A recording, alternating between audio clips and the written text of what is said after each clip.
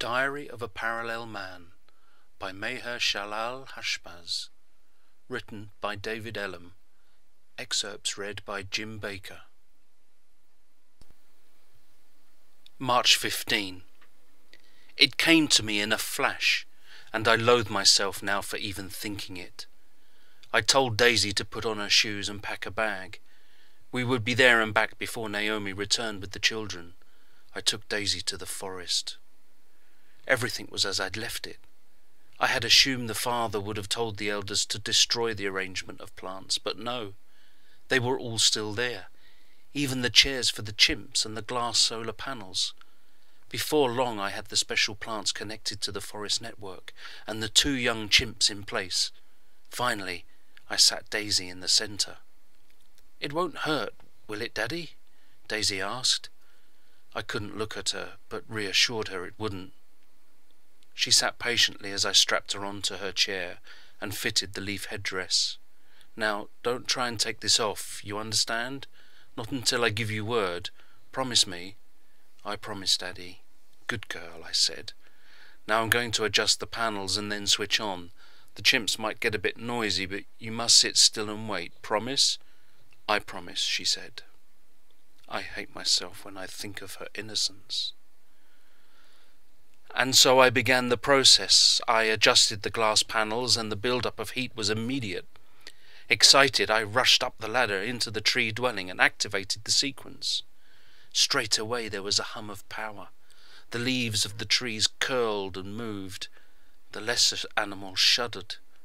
Then I heard the chimps screeching and howling, and above them Daisy, her voice trembling. Daddy, where are you? I'm scared." I ran down the ladder into the clearing where she could see me. "I'm here, sweetheart, don't worry." The chimps struggled to get free, but could not. I cared little as droplets of reality began to form in the clearing. I punched the air with the thrill of the moment. "It's working!" I screamed. "It's working!" This time the globules of elsewhere were bigger. I could see grass and a pathway connecting, forming a larger, more complete picture. More of the floating images gelled into one, coming together like pieces of a giant jigsaw. "Look, Daisy, look! Distant mountains, and a blue sky like ours." Above the din of power and the hullabaloo of the chimpanzees, I heard my daughter weeping. "It's hurting me! It's hurting my head! Turn it off!" I gazed at the water-like bubble floating in front of me. Someone in the image was walking up the path in the distance. An animal. Perhaps a dog on a line. "In a minute," I said, not quite turning round. "My head is hurting. I feel sick. Daddy, I'm scared." I turned reluctantly. My reluctance gave way to horror as I registered what Daisy was trying to do. "No! Daisy, don't take it off! Not until the power is down!" But it was too late. The leaf helmet was off her head and she was undoing the straps. I turned back to the image. It was fragmenting, bursting, breaking up. "No!" Without any hesitation, I grabbed my paper book and a writing implement, threw them into my satchel and slung the bag over my shoulder. Then I sprinted for the unstable image and hurled myself up into the air and into the evaporating projection.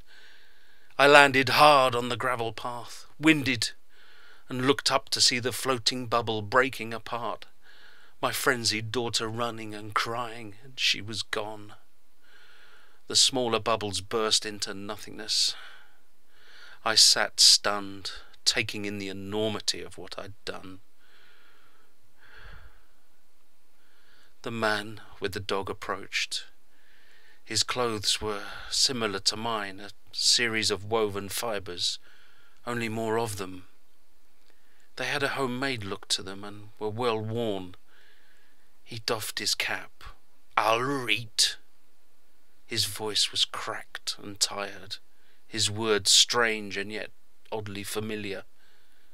Then I caught full sight of his face. He was hideous, like a grotesque caricature of a human being. His flesh was lined and worn. He looked as aged as the dog he was walking. He frightened me at first, and I had to apologize for staring. It took some time for what I had seen to sink in. An aged man, his skin like that of a withered piece of fruit. The atmosphere of this place is more alien than I had anticipated. It is much cooler for a start. Then there's that smell. The air is a peculiar mix of gases. Some I can recognize, like the fragrances of the flowers, but others are oddly sickening. I have to fight to resist vomiting. But that also might be the shock, the knowledge of what I have done.